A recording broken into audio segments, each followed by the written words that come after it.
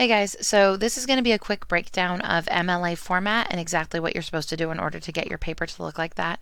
I can show you, and I'm going to focus mostly on how to do the things, how to double space, how to insert your header, etc.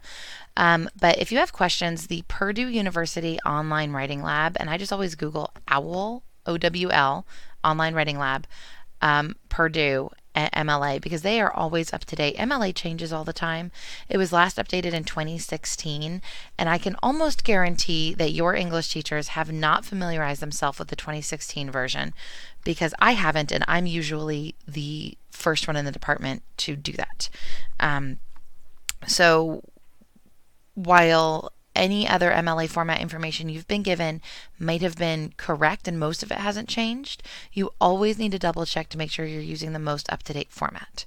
And it does matter. Being able to follow a format, to follow directions clearly, is one of those pillars of success. So this comes from Purdue. There's a paper that you can download that will show exactly how to do this. And this shows your heading. Your heading is your name, your professor's name, your course, and the date written in the European way. The header is your last name and the page number, and that's just to make sure that it used to be when you printed out your paper, if it wasn't stapled, if the pages got mixed up, it would be clear to see which papers belonged to which essay. But now it's also just a good reference. If I'm on page 3 and I'm like, wait, whose is this again? Oh, that's right. And I can look up and see. Your title should be centered, and everything is double spaced.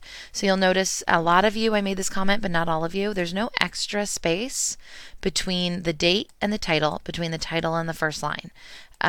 So the vertical spacing is identical all the way down. There's never an extra space.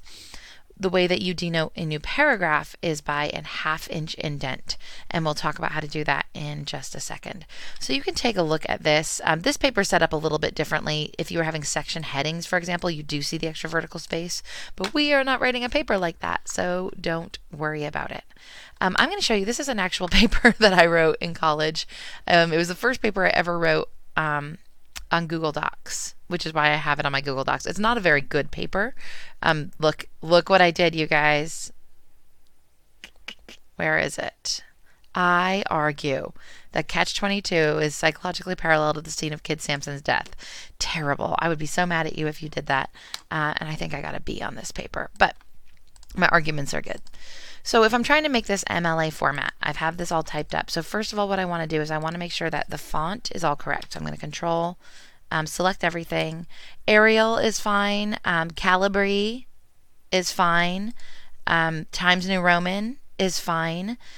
All that MLA says is that you need a readable font.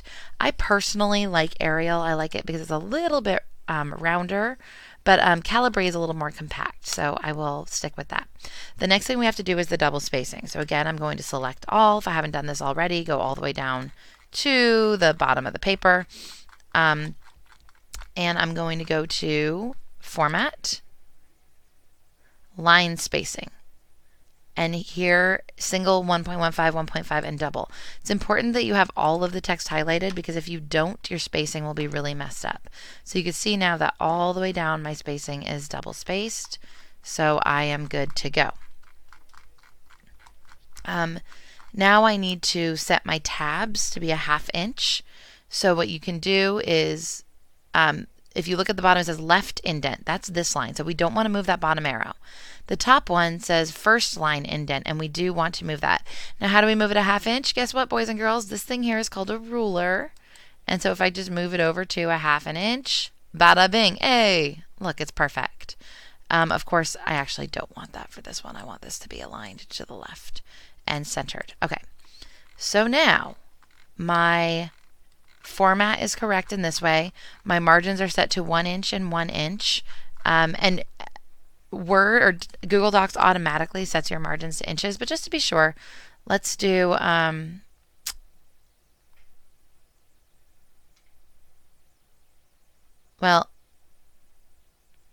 page setup in File, We go to margins, 1, 1, 1, 1, and that's okay. That's exactly how it should be. So now let's do the header. So you might have noticed this is the first line of my paper. I'm pressing backspace right now and it'll take mine back, but it won't move it up anymore. This is as high as I can go. This is 1 inch right here, this space. But if I click up in this space, it will open up the header. And so this gives me some options of things to do. So what I want to do is left align. And the first thing I'm going to do is insert page number. And I want my page number in the top right corner, so I'm going to pick this one. This gives you some options. This one starts your first page on the second page so that your first page can be like a cover page. We're not doing that. We're just doing this, page 1. And this will paginate all the way through so that your reflective statement will be pages 1 and 2, and then your paper might start on page 3, and that's totally fine. I unclick from that, and then I'm going to type in my last name. It's still left aligned, and a space. If I did it over here, I would have my content over here, which is not where I want it. I want it to say Hollingsworth 1. Watch what happens if I write Hollingsworth, and then I go to insert page number. Insert page number. Oh, it works. For a while, it used to delete whatever you had written first. So it's really not that hard, you guys. What you absolutely may not do is be lazy and do this. Oh, that pointed this out to me, which is that this is not the same font. So we want to make sure it's all the same font. Yeah, so that we have consistency. Because a lot of you did this, but then later when you were spacing things, your numbers got mixed up. They were in the middle of the page. You had extra spaces. And I will take points off on the presentation, which would be like the proofreading and grammar, which I believe is criterion E. So that's your header, and you can see again it goes all the way down. Whatever you put in the header is the same all the way through. Then I'm going to press down, like enter.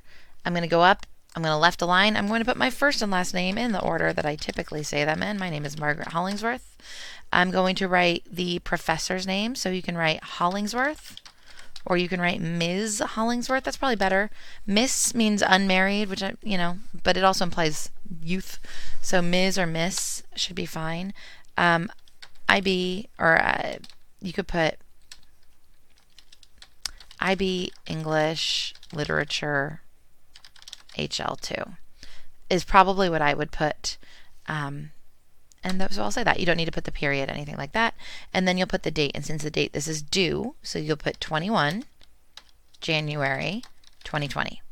No commas. And if you're not sure why there's no comma here, go back to the comma lesson that I posted the other day. And so you'll notice this is already double spaced, and it'll look just like this. Your reflective statement, and then on page 3, you'll start over with a brand new page that'll look like that. So let's just talk about this. Let's say your reflective statement ends here. This is your reflective statement. And now this is your essay. You can just press enter like I'm doing, or you can insert a page break. Page break. You can press Control Enter as well. And that will automatically start a new page here. And then you'll put your title, which would be awesome title, and your header. Well, you'd have to account for the left indent.